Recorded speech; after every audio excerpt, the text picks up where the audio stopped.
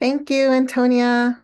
Um, Welcome, everyone, and thank you for joining us today for this webinar on compassion and dependability. It comes from Resilient Futures and their curriculum in trauma responsive practices and education. And I am Veronica Willeto DeCrane. I am Dene. I grew up in New Mexico, in Ojo Encino, New Mexico, on the eastern side of the Navajo Nation. And I currently live in Billings, Montana with my family. And I have the honor of working with the National Native Children's Trauma Center. Um, so I'll get more into the Trauma Center a little bit later. Next slide, please. But before we begin, I want to make sure to share this note with you all. So this project was supported by grant number 15PJDP dash 21 dash GK dash 04048 dash MUMU, awarded by the Office of Juvenile Justice and Delinquency Prevention, the Office of Justice Programs, U.S. Department of Justice, and the opinions, findings, and conclusions or recommendations expressed in this publication, program, exhibition are those of the authors and do not necessarily reflect those of the Department of Justice. So just wanted to share that disclaimer, and then next slide. So I wanted to begin by telling you a little bit about the Trauma Center. I first came to the Trauma Center probably about 5 or 6 years ago. I'm losing count. Um, but it was at the time um, really funded by SAMHSA, the Substance Abuse Mental Health Services Administration, and now has grown even more since then. And so we have various different projects that we are able to contribute to. And so by being a SAMHSA funded site, we are part of the National Child Traumatic Stress Network. So we are considered a Category 2 Treatment and Services Adaptation Center. And so what that means is that we provide training and technical assistance in trauma-informed care. And others in the network, they provide direct services. And then we have some that focus on research. Um, so that's about like, I would say maybe like over 100 different trauma centers that are located throughout the United States. So we are honored to be a part of that network and to be able to continue to receive that funding. But part of our work is to utilize current research and kind of merge that with some tribal best practices and approaches to help tribal child serving systems. So whether they're school systems or child welfare or juvenile justice, providing support to these professionals and so that they are able to provide effective support to children, youth, and families who are impacted by trauma. So that is where we were able to be trained in Resilient Futures curriculum that we are sharing with you today. And we will just be covering one of the modules in that curriculum. It comes from an organization that is really focused on helping school systems increase their literacy in the impact of trauma and ensuring that these systems are implementing universal practices of resilience building. So that is what we're sharing with you today. And you'll learn a little bit more about that curriculum as we move along, but I welcome any questions that you guys have if you want to learn more about this resource that we have. So we are at the National Native Children's Trauma Center. The reason that we're able to be with you today is and provide this webinar is thanks to our partners at the Tribal Law and Policy Institute who are administering the Tribal Youth Resource Center. So we are excited and happy to be in this partnership with the Tribal Youth Resource Center. And that allows us to work with tribes who receive funding, OJJDP funding, either to have a tribal youth program or to support their juvenile courts. So, but we also are able to provide support to any federally recognized tribe. So I encourage you to visit the Tribal Youth Resource Center website, and I'll just ask, I have a couple of my friends from the TYRC who are on with me today, so they're going to be assisting Hannah and Antonia, and I'm just going to ask Hannah if she can put the TYRC website link in the chat for folks in case they want to check that out. All right, next slide.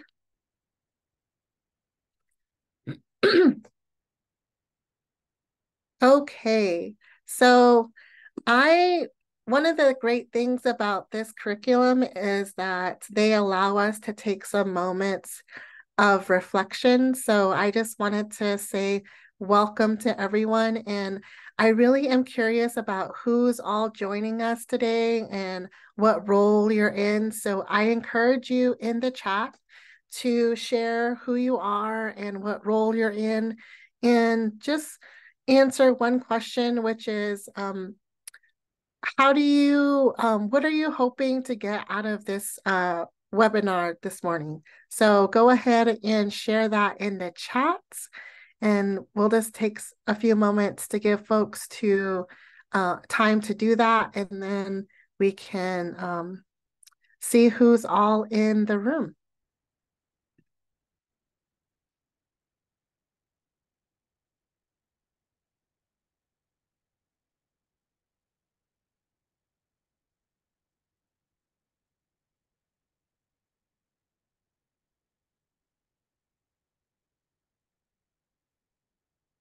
Hi, Elena.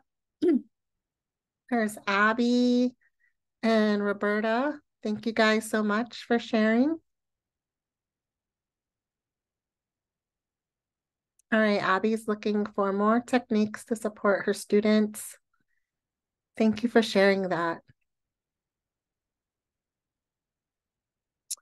Selena is hoping to learn about having those hard conversations with youth without triggering their trauma.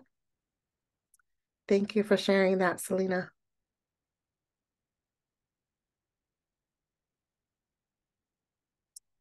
Ashley has shared she wants to be better support to the incarcerated and court-involved youth that she gets to work with. Lisa is hoping to learn resources and best practices to better support schools and families. Awesome. Thank you so much. And Bonnie, similarly, is always looking for the best way to support the kids that she works with who have had trauma.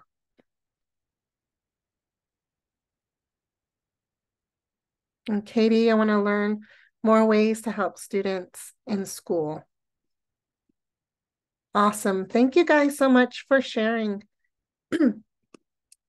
Whatever your role is in the life of a young person, even if you're not here in a professional role, maybe you don't work directly with youth, but you just want to gain a better understanding of the importance of your role in the life of a young person. Maybe it's your kids, maybe it's your young relatives, or just kids in the neighborhood that you get to interact with.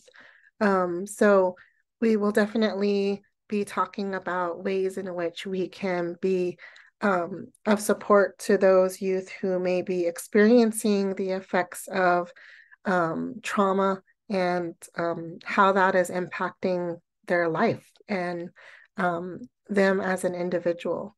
So thank you guys so much for sharing all of that. Continue to share in the chat just so that we can all take a look at who's all in the room. Please feel free to continue sharing.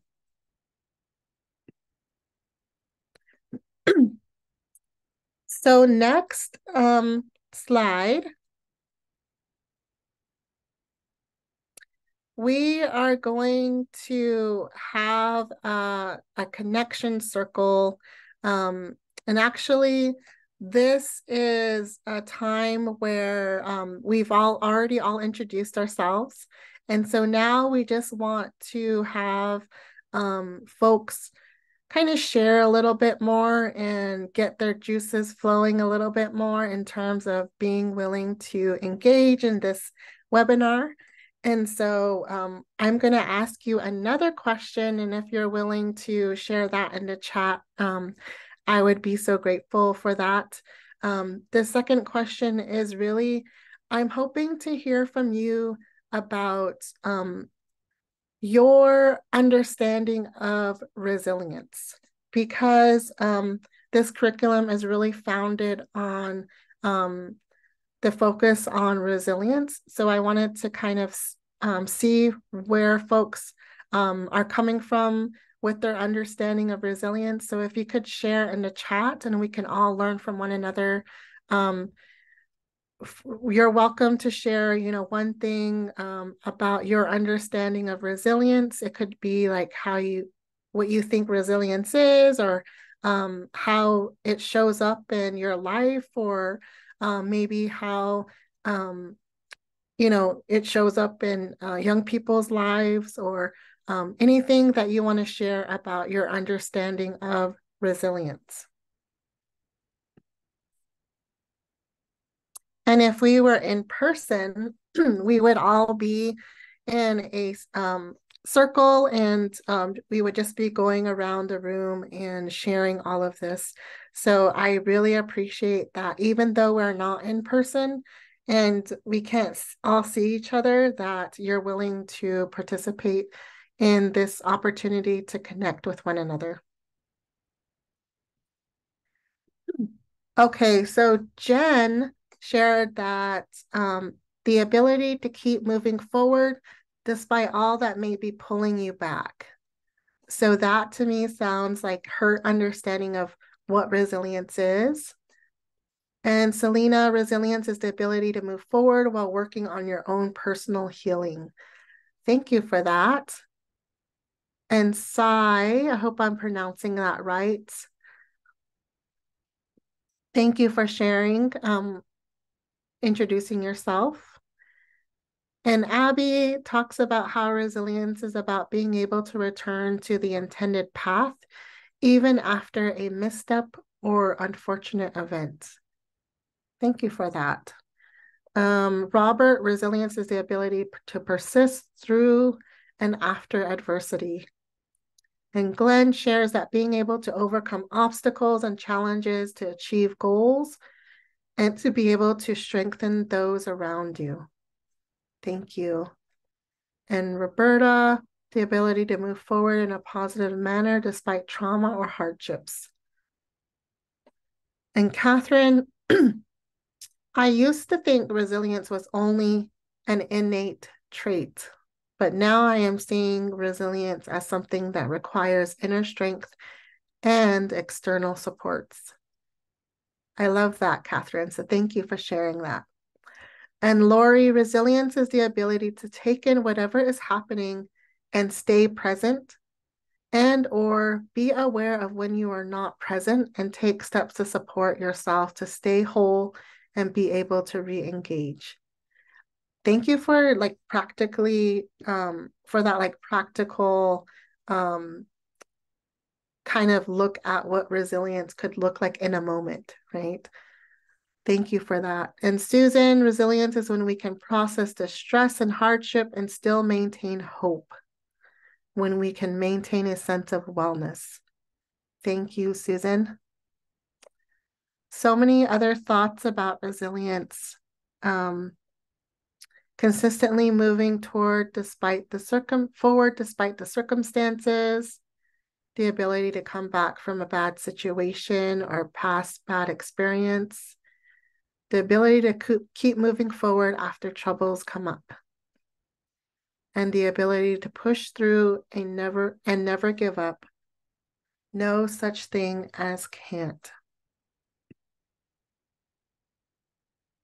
I'm really glad that you all shared your thoughts about resilience as we're starting this webinar. It really shows me that you have some understanding of what it means when we talk about being resilient. I know sometimes it can be difficult, like just a term, like abstract term like that, to really kind of think about how it looks like in our daily life. Recently, I was asked to think about what does it mean to be a resilient parent? And so I was kind of challenged in that way, and I had to think about what that looked like for me. I also recently heard a description of resilience about how this came from Dr. Deidre Yellowhorse, and she's from the university. She's at the University of New Mexico, and she recently shared that her understanding of resilience really comes from tribal history and tribal experiences, and how a lot of our tribal people have come to understand resilience, and through the teachings that have been passed down, that resilience is really the ability to learn from and grow from the past experiences that you've had. And so in that perspective, it wasn't just meaning like past experiences of trauma or even of bad experiences, but it was just all experiences in general, and being able to grow from that experience and grow from what you've learned from going through that experience, as well as not just yourself that has been through that experience, but maybe your family, your ancestors, and being able to, as others have said in the chat, being able to take steps forward with that growth and with that learning. So I really appreciated her sharing that that view of resilience as she sees it as a Dene woman, and she was able to share that with us. So I'm grateful to her for that. So thank you guys so much for sharing your thoughts on resilience and what you've learned about it. We're ongoing learners, and often we learn from experience. So today, this is how we view resilience. It may change or it may evolve over time for us as we have new experiences. So thank you for connecting in this way with everyone on this webinar this morning. So next slide, please. Another great feature of this curriculum is that it really emphasizes shared agreements. And so shared agreements is just another way of saying like group agreements. So if you're more familiar with group agreements, and they're basically a commitment to an agreed upon set of behaviors. So all of us on this webinar are agreeing to a set of behaviors that we feel like are going to help us set the tone for a respectful and safe discussion. So we like to try to do this because one of the bullet points, I think the fourth bullet point, talks about this, about how talking about trauma, even when we are talking about resilience, and we are talking about compassion, and some of these other ways in which we can address trauma, that just having a discussion in relation to trauma can be still triggering. As someone has already shared in the chat, that term, it can be, and the trigger is basically a reminder of a past traumatic experience that we've had. And so because of that, we just want to make sure, we want to encourage all of you to share, but we also want to make sure that everyone feels respected and safe in this space. And so these shared agreements are just ways for us to try to achieve that together. And I'm hoping that I can get your support with this today. There are already a few examples on the screen for you to think about. So the first one is about honoring our space. And this basically means maintaining confidentiality, like if anything is shared in terms of maybe someone shares a personal experience or um, something that is very personal to them, that we hold that in confidentiality, just not leaving this space, especially if we were in person. I think some of those more intimate conversations could happen in in-person spaces and gatherings, and so maybe virtually that may not happen as much. It's also like encouraging us to express gratitude and to be grateful for just one another and just time together, and also to extend grace, if there are mistakes that are made when we're sharing, and maybe someone says something that rubs you the wrong way. So trying to extend grace and assuming that there was good intention, but also making sure that we acknowledge impact, because even with good intention, um, there can be a harmful impact on an individual. That's the way in which we've described honoring our space.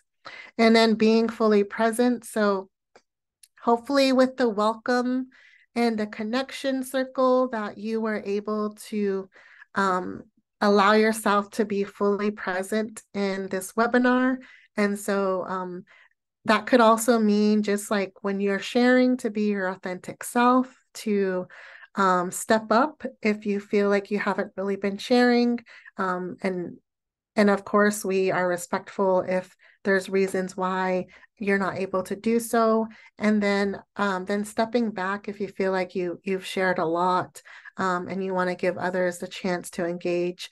That happens a lot more, again, in in-person spaces. So in this virtual time, I feel like the chat box is really our good companion, and it allows for anyone that's willing to share to share. So that's one of the things that I like about the chat box, and just being able to listen actively. Sometimes we can get distracted by our phones, by phone calls or um, just emails that are coming in, but really trying to set aside this time to actively listen to one another, and just paying attention to yourself and what your needs are. If you need to stand up during any portion of this webinar, or anything else that you need to do to take care of yourself. And what we say matters. So using language that is inclusive, um, being open to new ways of thinking, having ways in which we try to include others, and just honoring our diverse experiences and perspectives.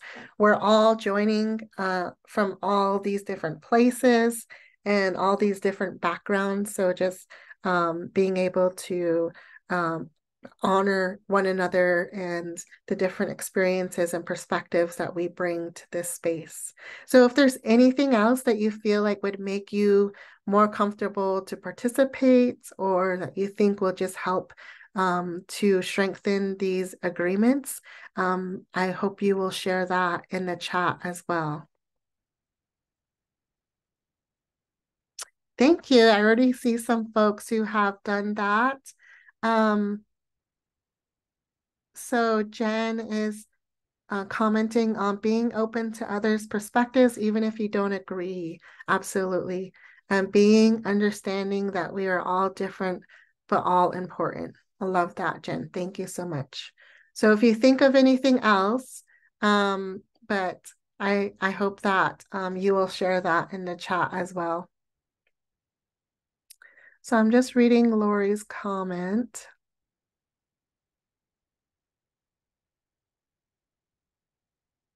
Oh, I love that, Lori. So she looked up resilience and found a joyful definition. The word resilience derives from the present participle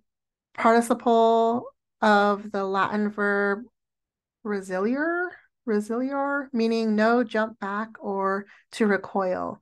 The base of resiliar is salir, verb meaning to leap, that also pops up in the etymologies of such sprightly words as sally and somersault. I love that too. It does sound very, those words sound very active. You know, there's like an active, like active verbs that are happening there. Really appreciate that. Thank you for sharing that, Lori. Next slide, please.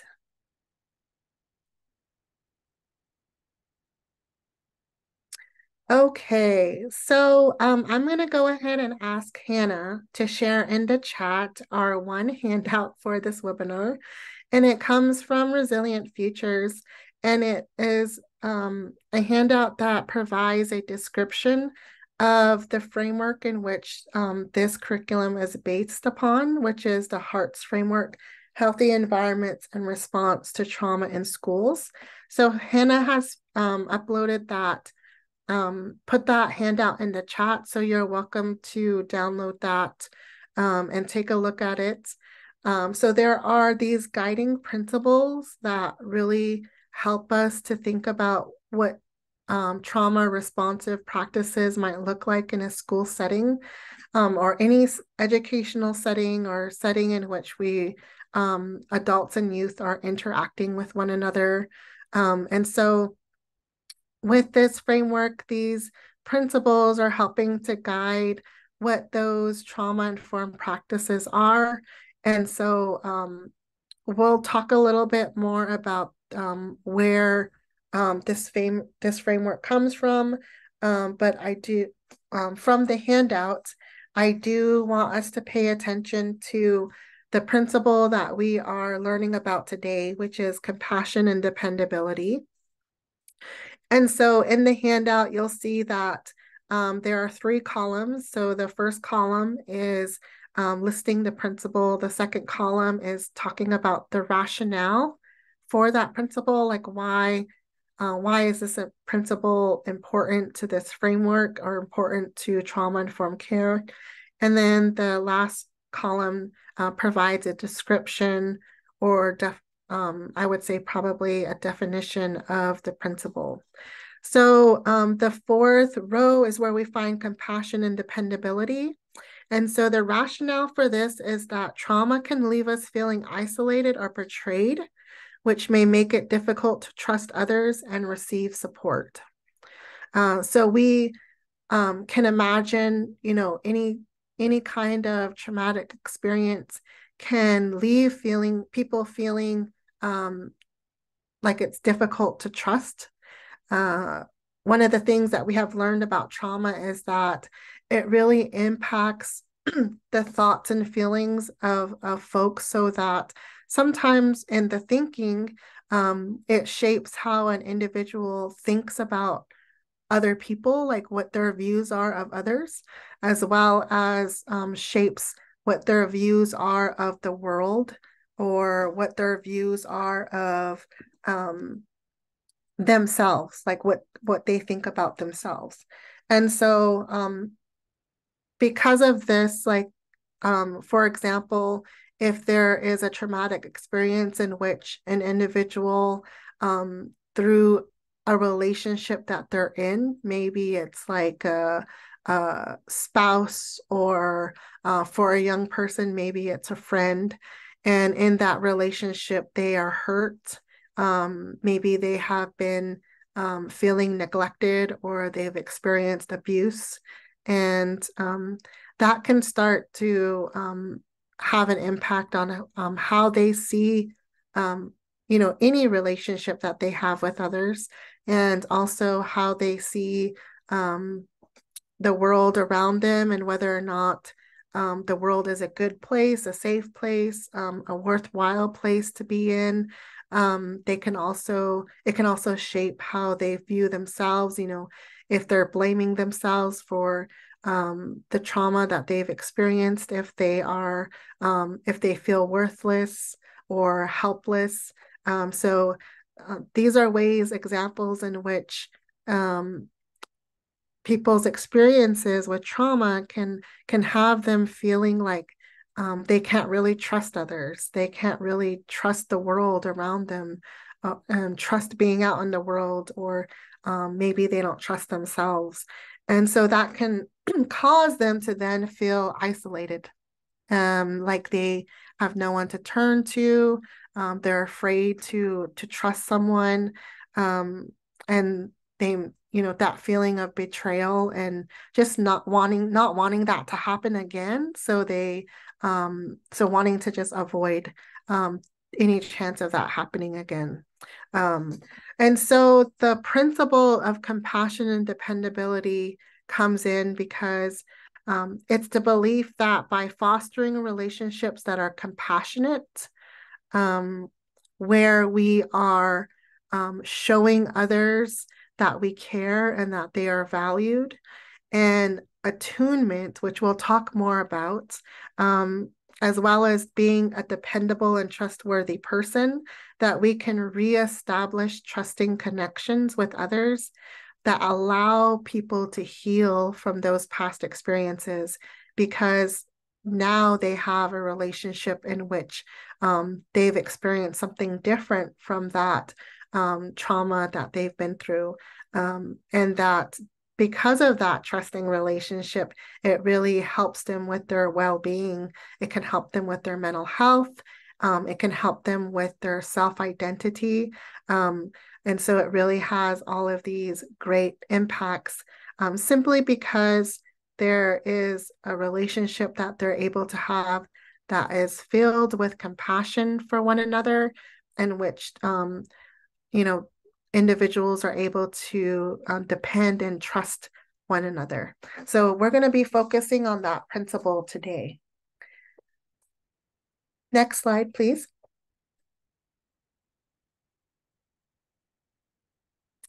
Okay, so we have been talking about resilience, but I just want to share with you guys the definition that Resilient Futures really uses for this curriculum, and that is that resilience is the capacity to grow and thrive with strength and tenacity in the face of trauma and oppression for both individuals as well as for entire communities.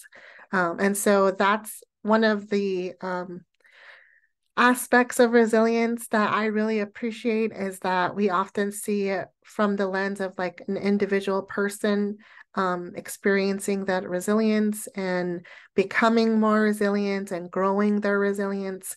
But knowing that that is also can be the case in communities, especially when communities are made up of individuals who are resilient, or who are helping one another to be resilient.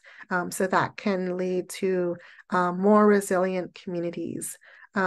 We definitely have that example in Indian country with a lot of our tribal communities who have really, in different ways over the years throughout history, as well as in contemporary times, have really shown up for one another, have really tried to support one another through humor, through kinship, through just being together in community, having celebrations, just different ways in which our tribal communities have worked to become resilient communities, even though we know the data is there that tells us that tribal communities are also faced with the challenge and the risk of these traumatic experiences that occur in not only young people's lives, that continue to occur in adult lives as well.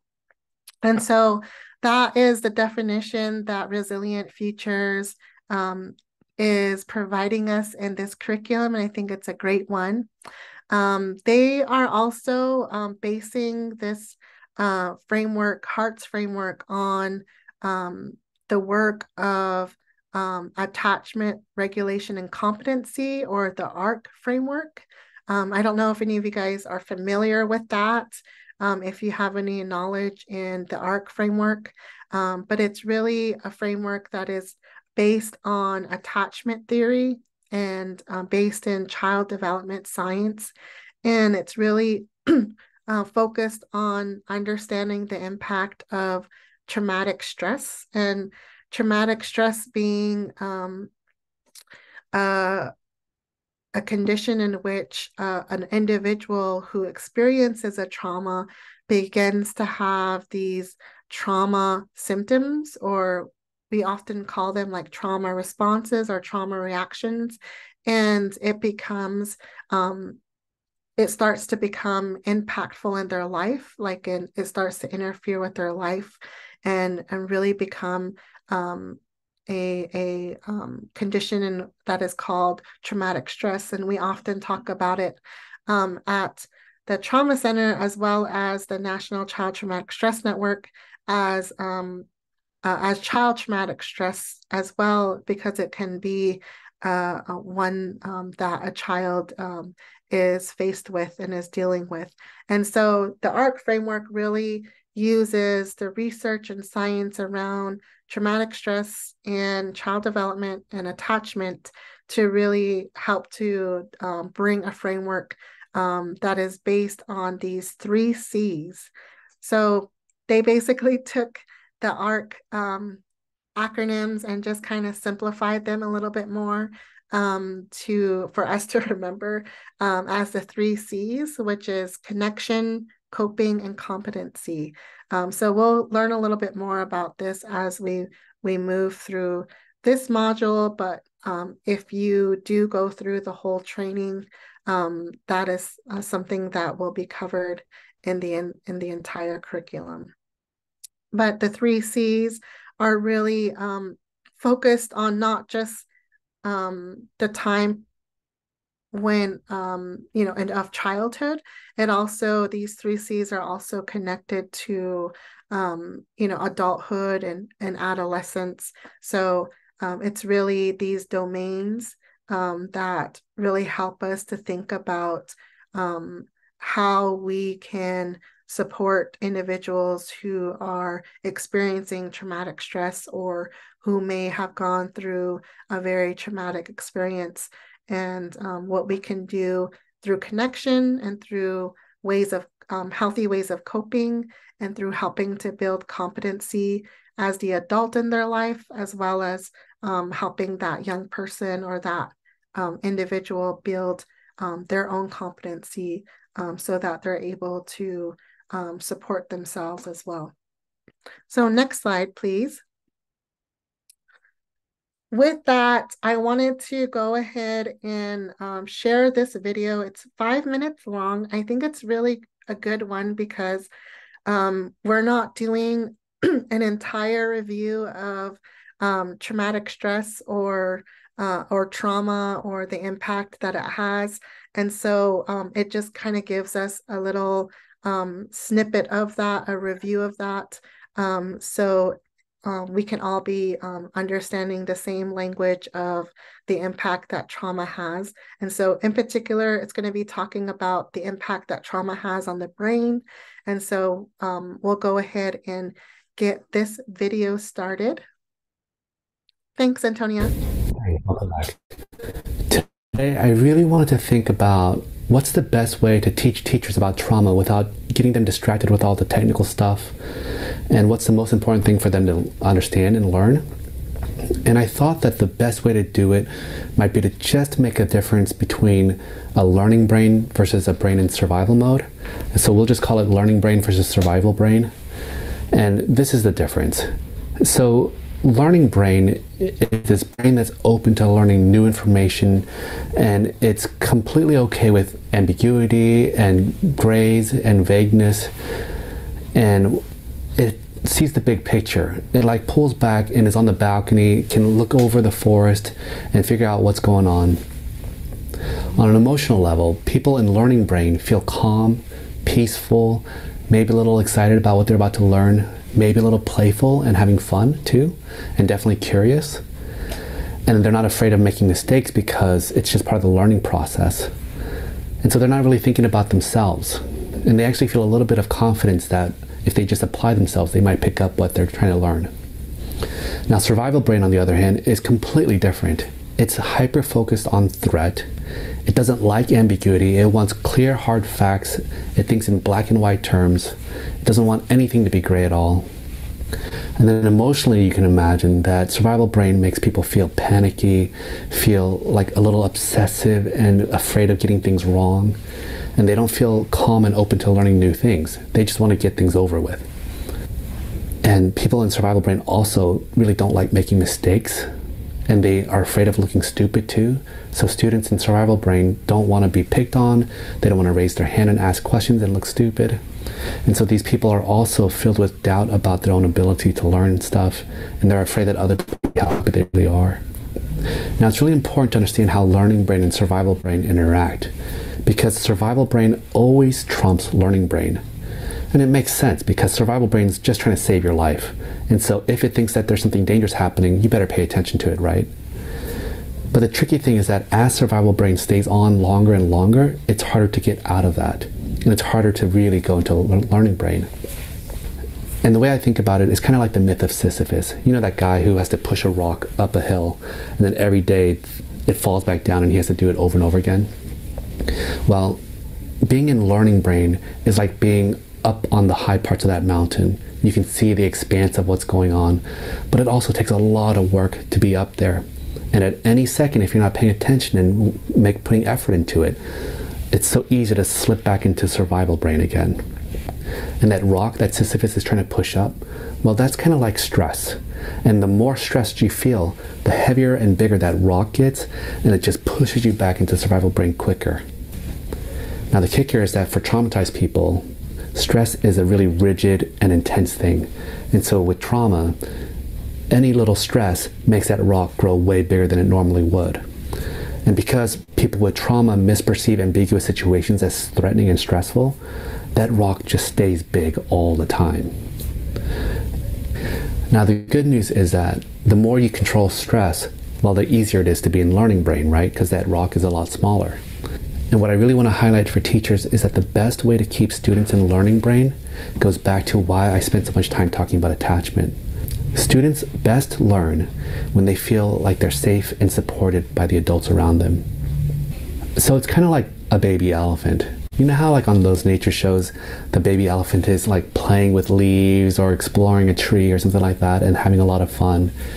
And the only reason why they can do that is because there's a whole group of mama elephants around that baby protecting it and looking out for danger.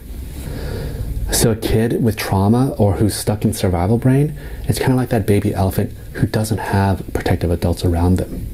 They can't play and learn because they're way too focused looking out for threat and danger. So this is why I really believe that the most important thing that schools need to focus on, way more important than any kind of techniques or curricula, is really whether or not they are creating that environment where students feel like they're surrounded by these big mama elephants who are going to protect them and watch out for them and make them safe. And when students have that, I bet you it unlocks their curiosity, their eagerness to learn, and play as a way to learn. So I hope that's helpful. Let me know if you have any questions in the comments below. Thanks. Awesome. I invite you guys' thoughts or reactions to that video.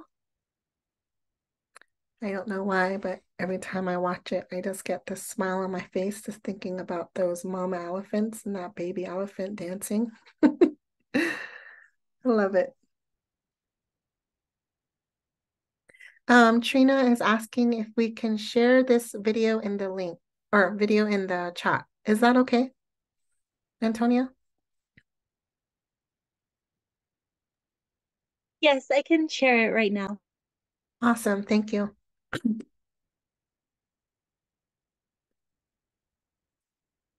Yeah, so this webinar is about learning to become a mama elephant. I love it.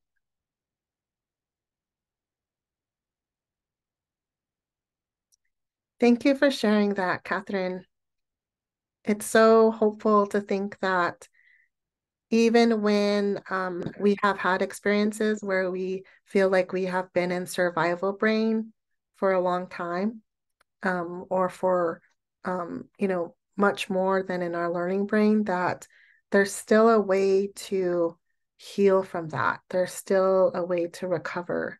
And so we'll talk about that with this webinar. So thank you guys so much.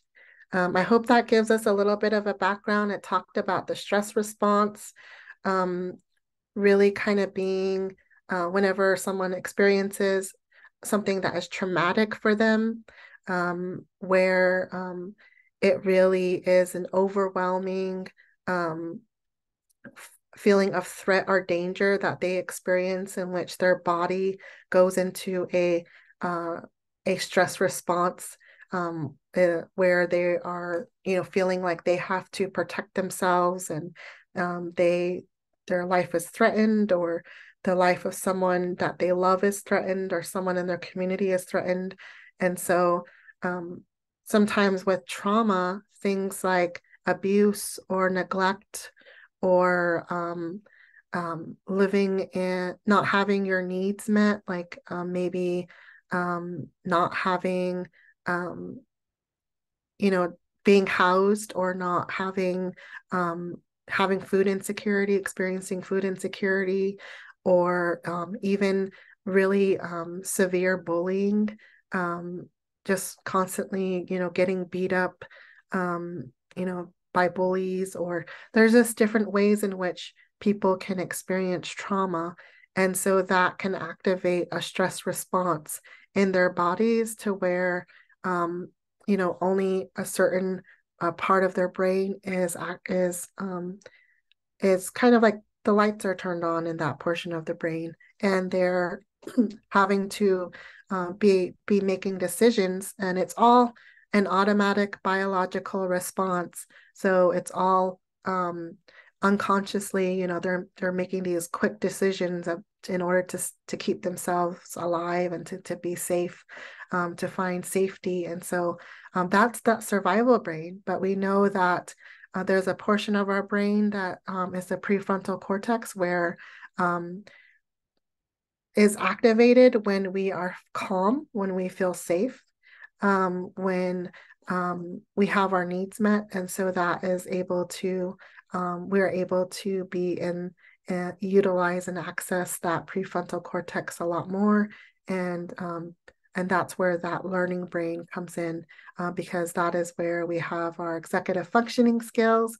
We're able to use those skills that we often require of students, like paying attention for long periods of time, listening to instructions and following them, being able to comprehend what they're reading, or have engaging discussions, or all of these things that we are asking students to do. They really need that prefrontal cortex of their brain to do that learning brain. So I hope that was helpful. And just for those of us that may not have as much background information on trauma's impact on individuals, because we won't be going over that. But I just hope that video was helpful. Next slide, please.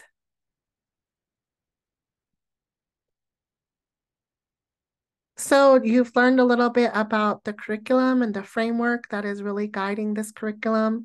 And so for this webinar, we're focused on compassion and dependability, and we're going to be learning about attachment and the importance of early childhood relationships. And we're also going to be learning about attunement and co-regulation, and what those things mean, and how they can be helpful to you in your role in the life of a young person, as well as just, again, this is not just relevant to young people, although, that is what we're here for. We're here for the youth, but this information can also be helpful in just with your coworkers, or with your spouse, or with, other adults in your life. that you are able to utilize some of these strategies and this information, and just finding ways to hopefully we can walk away from this feeling like we have found ways to deepen our relationships, if not to model what it means to be compassionate for the young people in our lives. So hopefully this is what you're able to walk away with when we are done here. Next slide.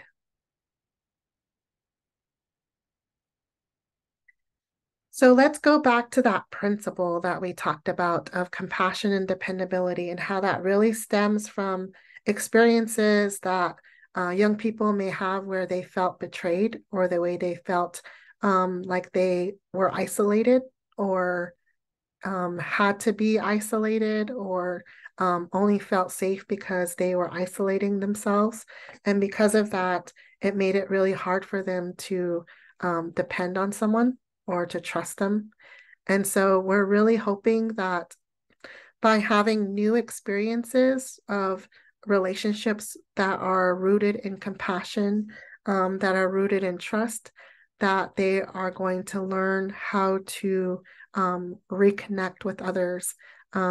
Maybe for a long time, they've been in that isolation for a long time. They felt hurt by that betrayal, but we are hoping that through connection with others who are safe, and having those repeated experiences of those individuals in their life that are safe, that will allow them to heal from that experience, and will allow them to move out of that realm of isolation, and move into a place where they feel like they can connect with others, and have more deeper relationships with others. Next slide, please. So let's begin by talking about attachment. Feel free to put in the chat what you've learned about attachment. I welcome the knowledge that is already in this, that you all have of your own. So feel free to share what you have come to understand about attachment, as I share some points about it, and what I've learned about attachment. So what is attachment? Attachment is the bond between a child and their caregiver. Usually it's their primary caregiver. It could be their biological parents. It could be their adopted parents, their foster parents. It could be their grandparents that are raising them, but whoever those primary caregivers are that are in their life, it's the bond that exists between their caregiver, them and their caregiver. That's what attachment is referring to. And we often see attachment as the foundation for how the caregiver responds to newborns as they grow. So attachment is it's so significant right away when a child is first born. That attachment, that bond is starting to be built. And in those early years, that's kind of laying the groundwork for how they're able to bond in the future with that caregiver, or in other relationships.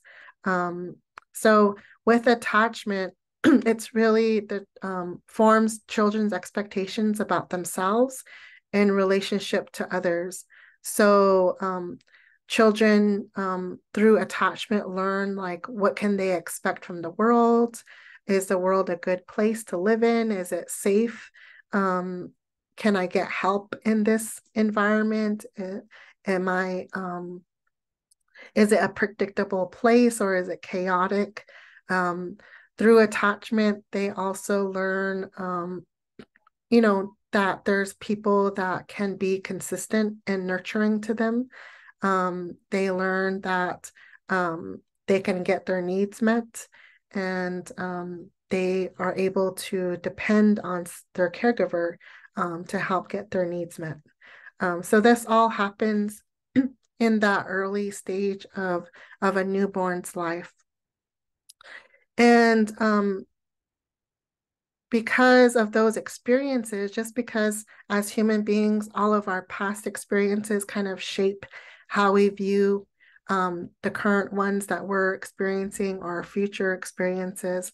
Um, because of that, that's no different with this situation. So whenever a newborn is experiencing attachment, or maybe they're struggling to have that bond with their caregiver, then that actually can create like a template for how their relationships with others can be later in life, what it would look like. So you might actually find that the youth that you're working with today, they may have a template that has been shaped by those early years. And so even though you might be the nicest person, the safest person, caring, it may be very difficult for them to trust that you're authentic, or that you're being honest with them, or that um, there isn't some type of like manipulation happening or anything like that, just because of that previous experience that they had as newborns, or as children, and the struggles that they may have had in bonding with their caregiver. So, because of that, this early stage of developing attachment is really critical to how that child, that individual, then is able to interact in the world and is able to establish relationships later in life. If they're struggling with that bond early on, they may end up having relationships that are unstable and unpredictable. Um, they may have this way of thinking where they feel like they can't rely on anyone. They may have a hard time asking for help. So they may start to internalize some of the messages that they feel like they were getting when their caregiver, let's say that their caregiver was neglecting them or abusing them. They might develop some internalized views about themselves that maybe like they're not worth being loved, or they're never going to get their needs met, or if they're going to get their needs met, they have to do it themselves. That So those kinds of thinking can develop if they're struggling with that, a bond, creating that bond in those early years. So we really want to create strong and healthy attachments early in life, with newborns, with children, because that allows them later on, they can actually start to feel confident, be a confident person. They can develop empathy. They can develop the language in order to express how they're feeling. They can learn to resolve conflicts, because they've had experiences through that bond that they've had with their caregiver, to of what it looks like to resolve conflict. So there's just different benefits for having that attachment early in life. It really is setting the stage for them, the foundation for them, for what their relationships could look like later on. Next slide, please.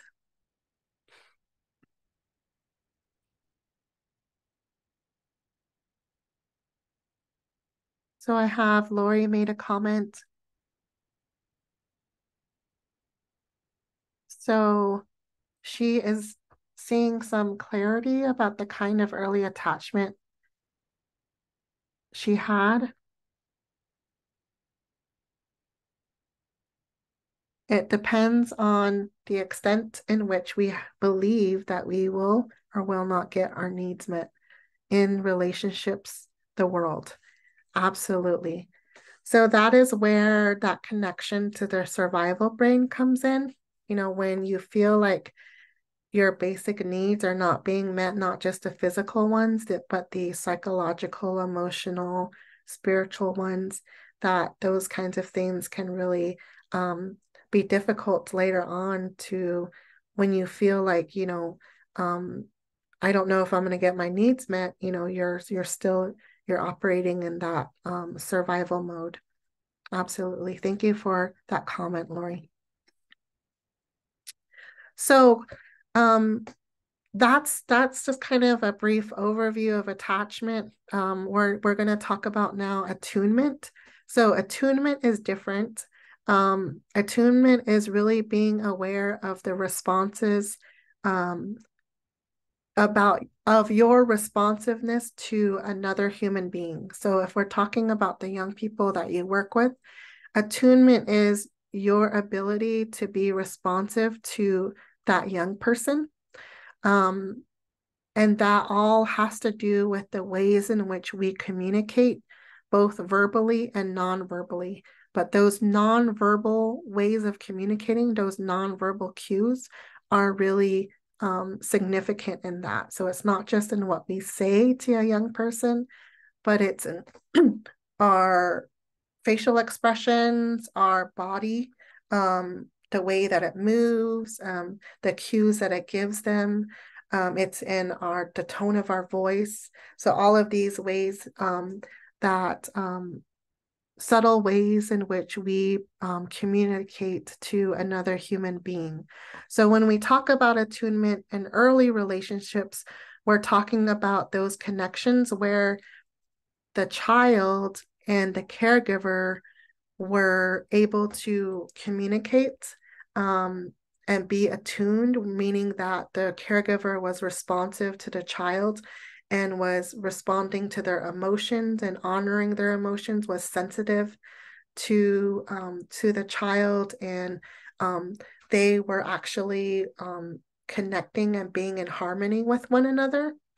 So that kind of attunement happens in childhood. So you can imagine, if you're holding a newborn baby, some of you might be parents, so this might be easy for you to imagine, but just holding a newborn baby and, you're smiling at the baby and the baby smiles back, and you're like, having different expressions and showing them different expressions, and they're reacting to your expressions, and you're pointing at different things and they're looking at where you're pointing. So it's really that communication that is happening between that child and the caregiver in those early years.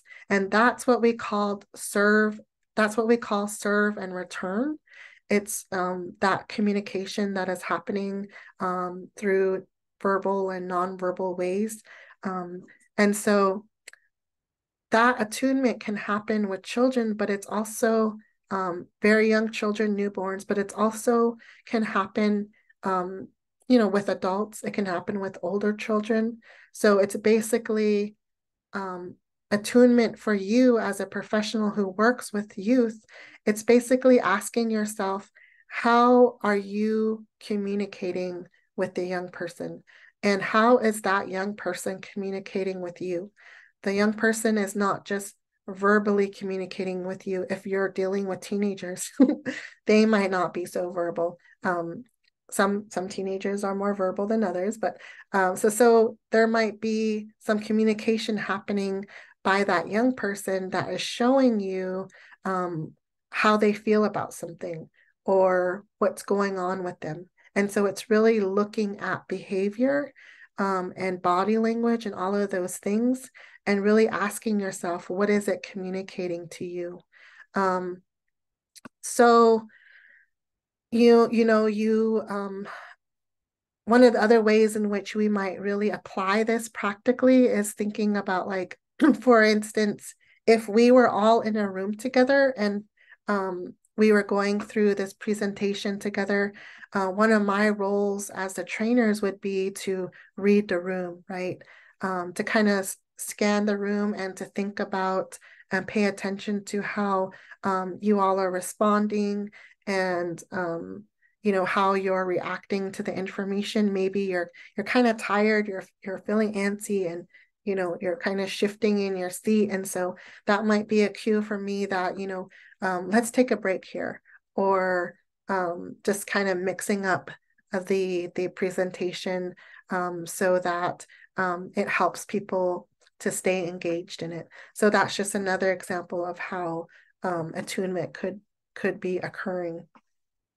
And then co-regulation. So co-regulation um, is one of the things that the ARC framework really emphasizes a lot, because one of the terms that we often hear about in trauma-informed care is self-regulation. And so that's really the ability of an individual to tune into themselves and to how they're feeling and to their thoughts and their behaviors, and to learn to regulate those thoughts, feelings, and behaviors. Whereas co-regulation is really where in our interactions with one another, we help one another with those behavioral issues that we might be having, or maybe we're really angry or upset, or we're really sad. And so when we are connected with a caregiver, or with an adult, a young person is connected with an adult, then the co-regulation that occurs is maybe that adult comes and sits by them. Maybe that young person is sad and just kind of sitting on a bench by themselves. And so the adult comes over and sits with them and just kind of, listens to them, gives them an opportunity to talk about what it is that, how they're feeling, or even if they don't want to talk about it, just kind of sits there and is just there with them. Willing to be present and hold that space with them. So that co-regulation, you can think about it also in terms of like an infant. So I get to talk to you guys about my daughter. She's 9 months old now. And so, when she's crying and she's in her crib and she's crying, one of the inclinations that I have is to kind of go over and pick her up and, kind of carry her and rock her and find out what it is, what kinds of needs that she has, that maybe she just wants to be held, or she wants some company, or maybe she wants to play, or she wants, she needs a diaper change, she needs, what are her needs, right? And so I'm really helping her regulate those emotions that she's having. So to kind of comfort her and calm her. So that's really what co-regulation is about, is really helping in a relationship, you're helping another person be comforted and helping them to calm down when they're feeling strong emotions, when they're struggling with different things. So it's really being able to provide that soothing, calming experience for one another, and helping each other regulate emotions and impulses. So through that experience, young people, youth, children, they can learn to self-regulate because they had that experience of co-regulation. Through co-regulation over time, they learn how self-control, they learn what things work for them to help them calm down. And it can take co-regulation can look different ways. It can be like a soothing tone. It can be just kind of validating someone's experience.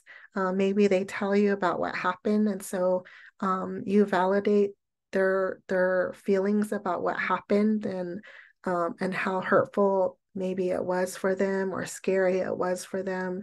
So it can look differently, but it's really co-regulation. Effective co-regulation is really about helping the person manage emotions that are very overwhelming and can be difficult to manage on their own. Next slide, please. So we're just gonna think about some ways in which we can practice connection and attunements. So attunement is about being aware and responsive to other human beings. So, for example, our students, we've already talked about validating their experiences. That can be one way in which we are attuned with our students, where we might be inclined as the adult, we see a student crying, or we see a student that's very upset or angry, and we come over and, we maybe our first reaction is to try to solve their problem, like, tell me what happened, tell me what to do, how can I help you? And so we just want to solve their problems, or maybe they tell us what happened and we just want to give them advice. We want to tell them, like, this is what you can do, this is what you should do in order to feel better about this, or in order to address this problem that you're having. Versus attunement is actually that connection, first making a connection with a child.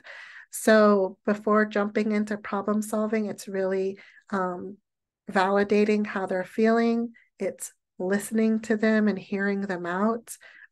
What is it that they are communicating to you, not just verbally, but maybe non-verbally? Maybe, you notice that you sit right next to them and their body language kind of tells you that maybe they're not comfortable with you sitting so close to them. So really kind of reading some of those things in order to try to be supportive and helpful. And this can really help with like children impacted by trauma, because sometimes in those moments, you might notice that what they are telling you is wrong. What they're telling you they're going through, you might feel like they're having an overreaction to it. Maybe like we had learned in the video, like it's just a small stressful thing, like in our eyes, like it's not really that big of a deal, or it's just a little bit of stress that they're having to deal with. And so really being able to kind of acknowledge the fact that their experience with past traumas, or even their current traumas that they are walking through, has actually shaped the way in which they are viewing the situation that they're in, and the reason that they're crying or that they're upset. And so validating, no matter how you feel, not really kind of reserving that judgment, and just kind of validating how they feel about this situation, and not really kind of communicating that they're overreacting, or that everything's fine, it's not a big deal, which we might tend to do, because in our eyes that isn't really that stressful of a situation.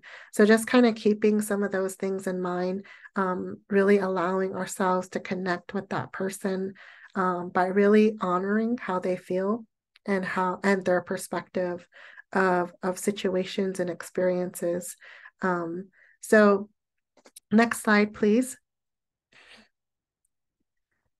One of the great things about this curriculum is their emphasis on cultural humility.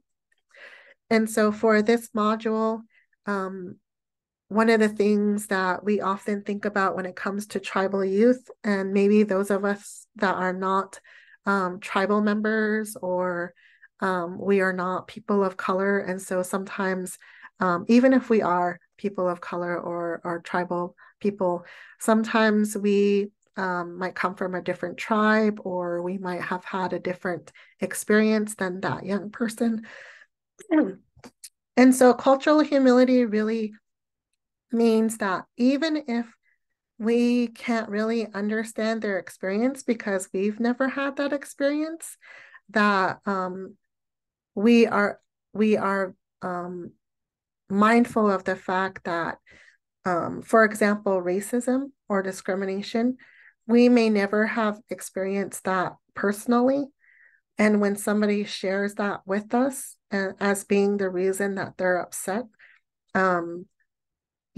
having that cultural humility to think that just because it was never my experience, or to not just negate how they're feeling, or negate their belief that they are experiencing racism or that they are experiencing discrimination.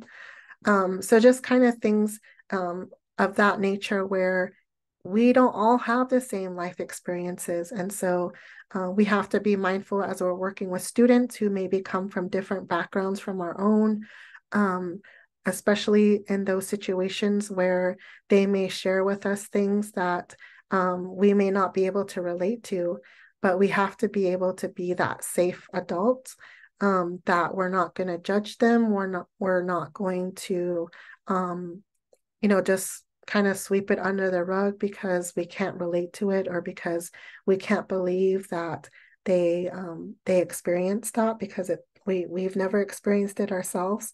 So that is something important to think about when it comes to working across cultures, and just working in very diverse communities, and with very diverse schools, and working with youth that may come from different backgrounds from our own. And next slide, please.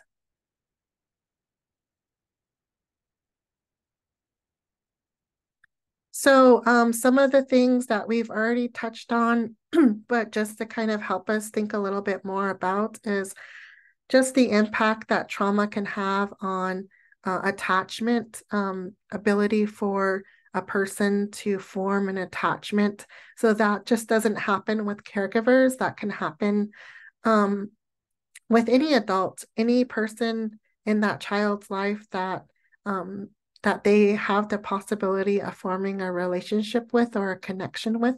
Some of the things that can occur, we've already mentioned that a child can struggle with trusting. We've talked about how they can be very suspicious, that even when you have come with good intentions, and you have shown them some care and some ways in which you've tried to support them, that they may not receive that, or they may not, they may, try to push that away because they are just very suspicious of where your intentions are. And so that consistency is really important, being able to model that dependability. So over time, that hopefully they begin to see that you have shown a pattern of being somebody that is trustworthy, and that through those new experiences of you caring for them and showing them compassion, and showing them that you can be trusted, keeping things in confidence with them, or following through with your word, those sort of things that can actually help them have these new experiences, where they can start to actually believe that they are true experiences, and start to trust you as an adult in their life. They can also struggle with boundaries, just maybe getting too close, or maybe just like oversharing, just different ways in which they struggled as they were growing up, or in the past, with healthy boundaries that were modeled for them or that they experienced. And so they may not have had the chance to learn what healthy boundaries are, or even when you feel like you have taught them what a healthy boundary is, that habit can be difficult to break, because their brain may have more of those unhealthy boundary experiences. They may have been operating more in that survival brain. And so even when you feel like you have taught them what healthy boundaries are, it may take them time to learn, and to change their behavior, and to practice the new skills that you've taught them about what healthy boundaries are. And then just that social isolation. You may be dealing with young people that maybe are just having a hard time making friends. They're having a hard time connecting with adults. They may be perceived as just being alone a lot, or even when they're with a lot of people or around people, maybe you have noticed that they're just not connecting on a deeper level with those around them, just kind of guarded. And so those are some of the things that you might notice about young people who may have these attachment challenges because of the trauma that they've been through. And we've also talked about just struggling to ask for help, not really trusting that they will get the help that they need. And that can come from trauma, that can just come from past experiences of asking for help and not getting it for whatever reason. They may not have had help in the past. Next slide, please.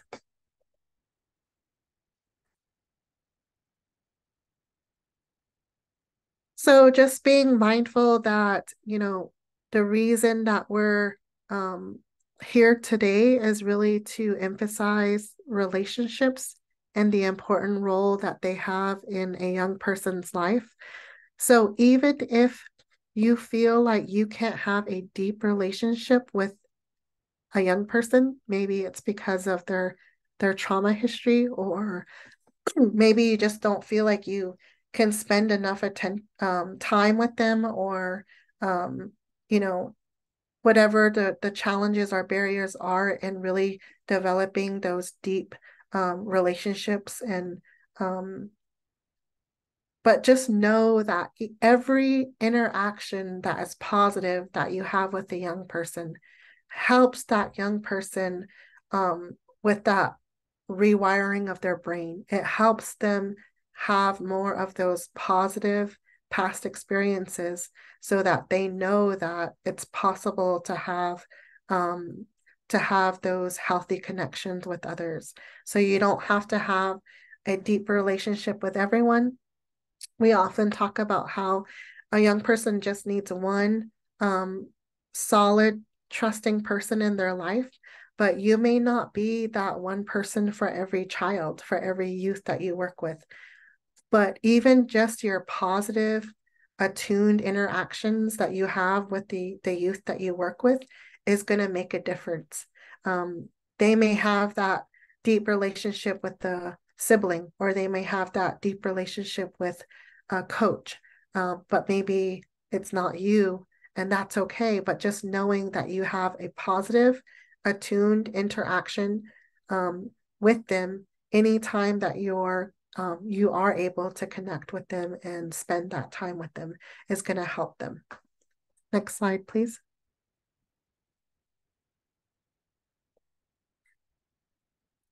So these are just some tools that can help us as we are trying to create these more positive experiences for the young people in our life. Really showing up with empathy. I know we can sometimes sympathize with someone. We can kind of think hear about their difficulties, and we can be sympathetic, but empathy really requires us to kind of step into their circle and sit with them, or climb down into the hole that they feel like they're in, and just be present and there with them without judgment. Really, if they really want you to try and understand their situation, being able to listen and seeking to understand, just really practicing all of those things that really shows that empathy towards a young person. And then compassion, really seeing ways in which you can show a young person that you care, that they are valued, that you're there to help, that you can help, that you want the best for them. So you're really showing up for them and taking action in their life in compassionate ways. Definitely apologizing anytime we're going to make mistakes. We're not always going to get it right, but whenever we do recognize that we have made a mistake, being willing to apologize to young people and finding a way to repair the relationship with them that maybe we've hurt them or we've done something, but there's a way that we can make it right.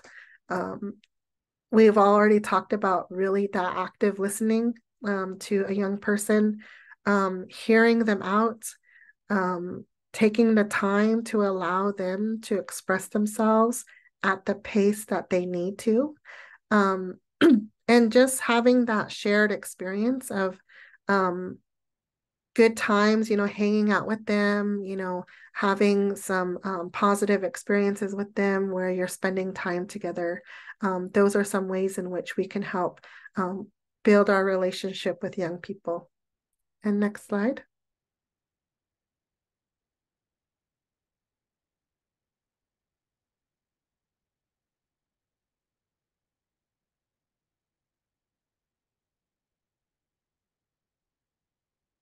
All right, and just part of trauma-informed care is really shifting our perspective from asking someone, what's wrong with you?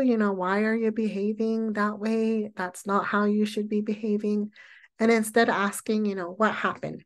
Allowing for the person to share that with you, or just knowing that there's probably some context there, and that part of that context might be that there was some traumatic experiences. Part of that context might be that there's a survival brain that is activated, and just really working to correct experiences that they've had in the past. So if they've learned unhealthy boundaries, working to correct that experience so that they have that they're able to learn what healthy boundaries actually are.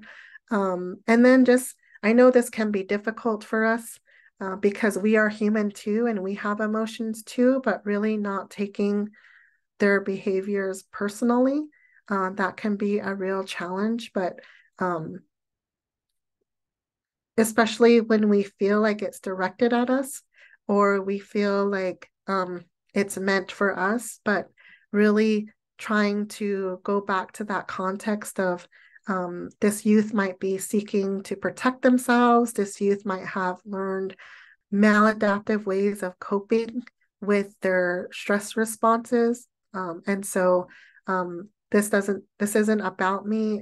It's happening in my presence, and it's happening in reaction to maybe some of the things that I'm saying or my behaviors or my body language, but it's actually more about their stress response and the fact that they're struggling to learn healthier ways of coping.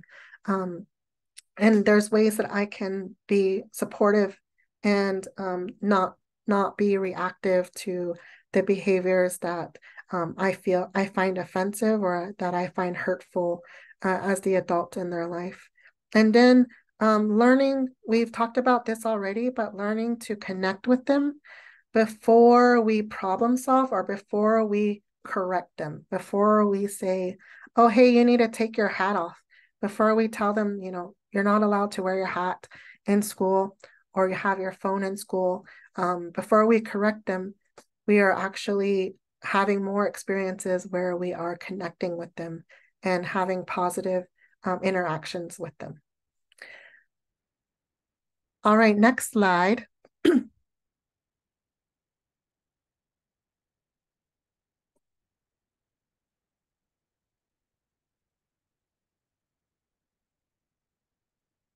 Is it stuck, Antonia? I think it got stuck. Oh no. Okay. So the next slide was just a video, which we don't have time for, but I'm going to ask Antonia to share in the chat, and I encourage you guys to watch it. It's actually a longer video, but it comes from Dan Siegel, and he does a great job of talking more about that connect before you correct or redirect.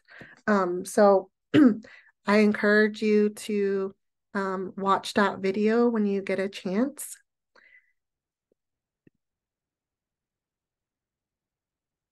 And because we are at the end of our time now, I just wanted to ask you guys to close out with me with a connection circle. Antonia, can you go to the connection circle slide?